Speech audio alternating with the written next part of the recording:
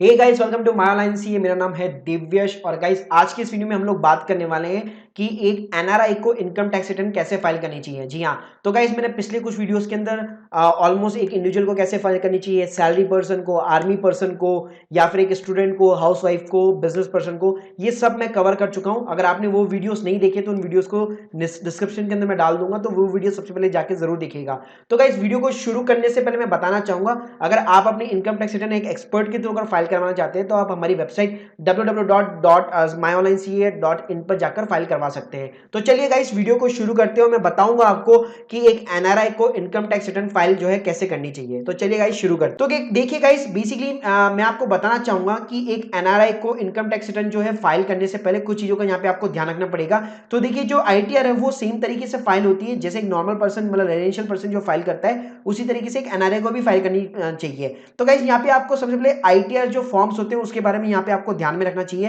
तो यहाँ पे आपको मैं मेजरली 3 आईटीआर फॉर्म के बारे में बताऊंगा, आईटीआर 1, आईटीआर 2 और आईटीआर 4। तो देखिए, मान लीजिए अगर आप एनआरआई है, आपकी सैलरी की इनकम है, तो आपको हमेशा आईटीआर 1 फाइल करनी है। आपकी सैलरी की इनकम भी है, आपको मान लीजिए आप शेयर्स वगैरह के अंदर डील करते हैं, आपने प्रॉपर्टी भी बेची है, आपका कैपिटल गेम है, आपका मोर देन 1 हाउस प्रॉपर्टी से इनकम है, तो आपको हमेशा आईटीआर 2 फाइल करनी चाहिए। अगर आप एक बिजनेस चला रहे हैं इंडिया के अंदर, फॉरेन के अंदर आप रह रहे हैं, लेकिन आप किसी के साथ में पार्टनरशिप फर्म के अंदर अगर बिजनेस चला रहे हैं, या मान लीजिए आप इंडिविजुअली कोई बिजनेस चला रहे हैं फॉरेन में अंदर रहकर, इंडिया से आप इनकम कमा रहे हैं और आपका स्टेटस जो है अगर एनआरआई का है, तो आपने जो भी इंडिया के अंदर इनकम कमाई है आपको आईटीआर 4 के अंदर वो फाइल करनी पड़ेगी। मतलब आपको 3 फॉर्म याद रखने, सैलरी है तो भाई आईटीआर 1, अगर मान लीजिए कैपिटल गेन है तो आईटीआर 2, और साथ में सैलरी है और हाउस प्रॉपर्टी है तो आईटीआर 2, और अगर आपका बिजनेस वगैरह से रिलेटेड कोई इनकम है तो या प्रोफेशन से रिलेटेड इनकम है या कंसल्टेंसी से रिलेटेड इनकम है तो आईटीआर आपको 4 यहाँ पे फाइल करनी है। अब मैं बात करूंगा गाइस कि आपको जो रिटर्न है वो किस तरह से फाइल करनी है। तो इन सभी के ऊपर मैं ऑलरेडी वीडियो बना चुका हूं, आईटीआर 1, आईटीआर 2, आईटीआर 4 के अंदर, वो आपको डिस्क्रिप्शन में लिंक दे दूंगा। लेकिन यहाँ पे जानने वाली बात क्या है, यहाँ पे जानने वाली यह बात क्या है कि आपको भाई रिटर्न फाइल किस तरीके से करनी है, मतलब आपका स्टेट रेजिडेंशियल के अंदर आता है या एनआरआई के अंदर आता है। तो गाइस एनआरआई का जो मतलब है वो बेसिकली नॉन रेजिडेंशियल स्टेटस होता है। तो आपको सबसे पहले अपना स्टेटस कैलकुलेट करना पड़ेगा। अब गाइस ये जो स्टेटस कैलकुलेट है इसकी एक बहुत लंबी चौड़ी डेफिनेशन है, तो यहाँ पे मैं क्या करूंगा, यहाँ पे आपको मैं एक सिंपल कैलकुलेटर की लिंक दे दूंगा। तो गाइस आप क्या कर सकते हैं, आप सिंपली गूगल के अंदर टाइप कीजिए रेजिडेंशियल कैलकुलेटर। जी हाँ, आप जैसे गाइस रेजिडेंशियल कैलकुलेटर टाइप करेंगे, इनकम टैक्स की वेबसाइट खुल जाएगी, क्लियर टैक्स की वेबसाइट खुल जाएगी। यहाँ पे एक बहुत अच्छा कैलकुलेटर दे रखा है। आपको क्या करना है, आपको सिंपली यहाँ पे क्वेश्चन एंड आंसर के आंसर देने कि आप कितने महीनों से या कितने सालों से आपने इंडिया कभी विजिट किया है, नहीं किया, आपने पास्ट 2 ईयर के अंदर कभी विजिट किया है, आपको यस नो के अंदर देना है। आप कितने सालों से इंडिया के अंदर रह रहे हैं, तो गाइस ऑटोमेटिकली आपको बता देगा लास्ट में कि आपका जो स्टेटस है वो क्या स्टेटस है, आपका रेजिडेंशियल का स्टेटस है, आपका एनआरआई का स्टेटस है, नॉन रेजिडेंशियल का स्टेटस है, आपका जो भी स्टेटस है वो ऑटोमेटिकली कैलकुलेटर से बता देगा। तो यहाँ पे आपको मैं डेफिनेशन एक्सप्लेन नहीं करूंगा।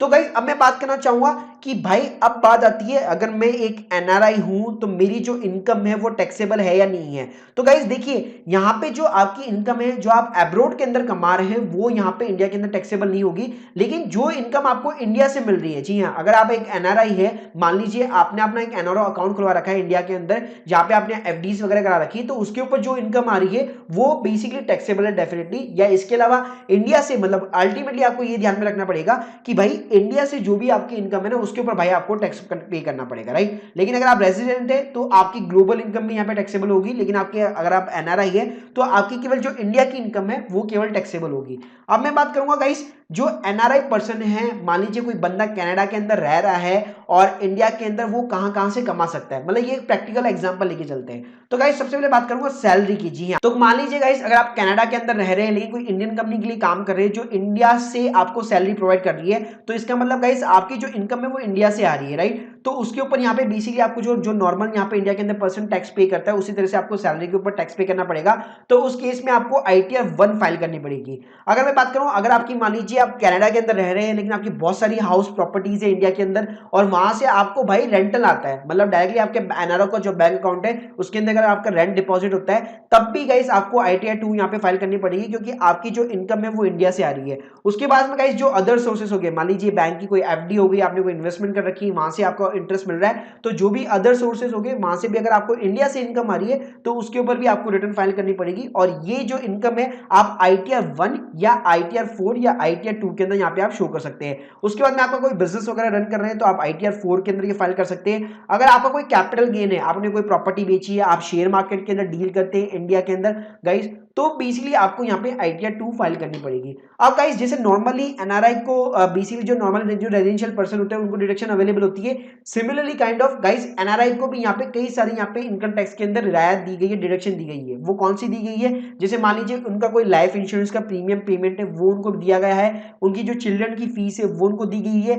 मान लीजिए इंडिया के अंदर उन लोगों ने कोई होम ले रखा है, उसके ऊपर होम लोन ले रखा है NRI ने, तो उसके ऊपर गाइस जो भी प्रिंसिपल का रीपेमेंट होता है या जो भी इंटरेस्ट का रीपेमेंट होता है उसके ऊपर उनको रिबेट दी गई है। उन्होंने मान लीजिए कोई ULIP मतलब यूनिट लिंक इंश्योरेंस प्लान ले रखा है जो मार्केट के रिटर्न के अकॉर्डिंग आपको रिटर्न प्रोवाइड करता है, तो उसके ऊपर भी आपको रिबेट मिलती है। उन्होंने कोई ELS इन्वेस्टमेंट स्कीम के अंदर अगर इन्वेस्टमेंट कर रखा है, जो म्यूचुअल फंड है ELS स्कीम होती है उसके अंदर अगर इन्वेस्टमेंट करा रखा है तो उसके ऊपर भी उनको रिबेट मिलती है। कोई हेल्थ इंश्योरेंस करा रखा है या डोनेशन दे रखी है तो इसके ऊपर भी यहाँ पे उनको रिबेट यहाँ पे मिलती है। लेकिन गाइस यहाँ पे मैं बात करूंगा कि कुछ ऐसी स्कीम्स है जहां पे NRI को रिबेट नहीं मिलती लेकिन रेजिडेंशियल पर्सन को मिलती है। तो ऐसी कौन सी चीज है? तो गाइस पहली जो चीज है वो है investment in PPF is not allowed. जी हाँ, तो वैसे भी गाइस जो PPF अकाउंट है वो कोई भी NRI पर्सन नहीं खुलवा सकता है, तो आपको PPF की यहाँ पे डिडक्शन नहीं मिलती है। इसके साथ में जो NSC होते हैं, नेशनल सेविंग सर्टिफिकेट, उसके अंदर आप इन्वेस्ट करते हैं तो उसकी भी आपको यहाँ पे रिबेट नहीं मिलती है। उसके अलावा पोस्ट ईयर ऑफिस की जो 5 साल की इनकम डिपॉजिट इनकम होती है उसके ऊपर भी आपको कोई भी रिबेट नहीं मिलती है। इसके अलावा मान लीजिए आप NPS स्कीम या सीनियर सिटीजन की कोई भी स्कीम के अंदर पार्टिसिपेट करते हैं तो उसकी भी गाइस जो बेसिकली इनकम होती है उसके ऊपर भी आपको मतलब कोई भी डिडक्शन वगैरह यहाँ पे नहीं अलॉट होती है। तो गाइस ये कुछ चीजें हो गई जहाँ पे आपको डिडक्शन अलॉटेड नहीं होती है, ये जो चीज हो गई जहाँ पे आपको डिडक्शन मिलती है। अब मैं गाइस आपको रिटर्न जो है फाइल करना प्रैक्टिकली नहीं बताऊंगा क्योंकि ऑलरेडी मैं कई सारे वीडियोस के अंदर आपको बता चुका हूं। तो देखिए गाइस जो फाइल रिटर्न होगी वो नॉर्मल तरीके से ही होगी जैसे रेजिडेंट पर्सन फाइल करता है। सिंपली आपको लॉग इन करना होता है अपने अकाउंट के अंदर, आपको इनकम टैक्स इस कॉलम के अंदर जाना होगा, जो भी आपका फाइनेंशियल ईयर है वो आपको वो सेलेक्ट करना होगा। जैसे मैंने बताया आपका अगर आपकी सैलरी की इनकम है या FD की इनकम है नॉर्मली तो आप ITR 1 के अंदर आप जा सकते हैं, वरना आप ITR 2 के अंदर जा सकते हैं अगर आपका कैपिटल गेन है तो, वरना आप ITR 4 के अंदर जा सकते हैं। तो नॉर्मली जैसे रिटर्न फाइल होती है वैसे यहाँ पे फाइल करनी है। बस आपको ध्यान रखना है कि आपका स्टेटस क्या है, आपका स्टेटस NRI का है, आपका स्टेटस रेजिडेंशियल पर्सन का है, वो आपको हमेशा ध्यान में रखना पड़ेगा। So guys hope you like this video, please subscribe our channel. आपके कोई भी डाउट्स है तो कमेंट सेक्शन के अंदर जरूर मेंशन कीजिए। Thank you guys.